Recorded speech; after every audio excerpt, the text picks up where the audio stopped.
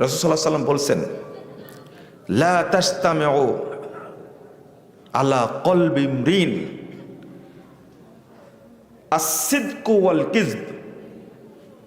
কোন মানুষের অন্তরে সত্য আর মিথ্যা একত্রিত হবে, এক জায়গায় হবে না। আল আমানা ওয়াল খিয়ানা, আমানত এবং খিয়ানত দুইটা এক জায়গায় হবে না। ওয়ান নিফাক ওয়াল ঈমান ওয়ান নিফাক, ঈমান আর নিফাক এক জায়গায় হবে না। এবার বাঁচার বুদ্ধি কি তাহলে? যার অন্তরে নিফাক আছে তার অন্তরে ঈমান নাই, যার অন্তরে মিথ্যা আছে তার অন্তরে সত্য নাই, যার অন্তরে খিয়ানত আছে তার ভিতরে আমানত নাই। রাসূল সাল্লাল্লাহু আলাইহি ওয়াসাল্লাম বলছেন, আল ঈমানু আল মুমিনু আলা ঈমানিহি ওয়াল কাফিরু আলা কুফরিহি ওয়াল মুনাফিকু আলা নিফাকিহি। কিয়ামতের দিন তাকে উঠানো হবে, মুমিনকে উঠানো হবে ঈমানের উপরে, মুনাফিককে উঠানো হবে নিফাকের উপরে, আর একটা কি বললাম, আর কাফেরকে উঠানো হবে কুফরের উপরে। মুস্তাদ আহমদের হাদিস। তা আমি বলতে চাচ্ছি এখানে, অন্তরে তাওহীদ বিরোধী কোনো কিছু লুকানো যাবে না, যাবে না। আজকে অবস্থা, তাওহীদকে জায়গা দেওয়ার কোনো লোকই নাই মনে হচ্ছে, সবই যেন তাগুতকে জায়গা দিচ্ছি। কাকে? তাগুতকে। কেউ তাওহীদকে জায়গা দিয়ে অন্যগুলোকে যে সরিয়ে দিবে, এই সুযোগটা, এই ভূমিকাটা কেউ রাখতে এখন পারে না।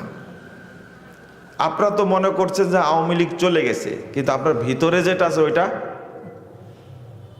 বুঝেন না মনে, তাই না? ওইটা কি গেছে?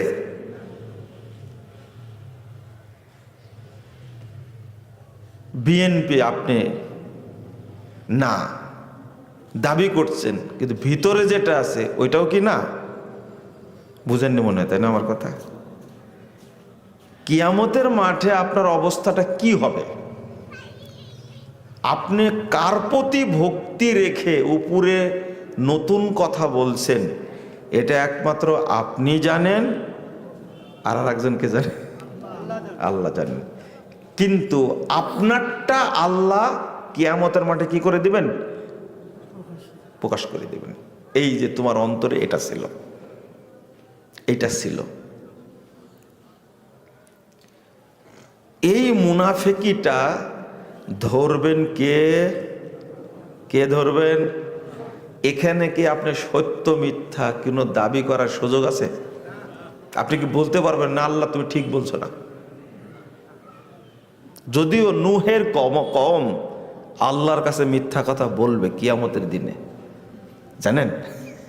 নূহের কম বলবে, আল্লাহ বলবেন, এই তোমাদের কাছে কি নূহ গেছিল? আল্লাহ জিজ্ঞেস করে নূহ আলাইহিস সালামকে, তুমি কি ভূমিকা পালন করেছো? বলবে যে আমি 950 বছর দাওয়াত দিয়েছি, কিন্তু লোকজন আমার দাওয়াত কবুল করেনি। নূহের কওমকে জিজ্ঞেস করবে, নূহ কি তোমার দাওয়াত দিয়েছিল?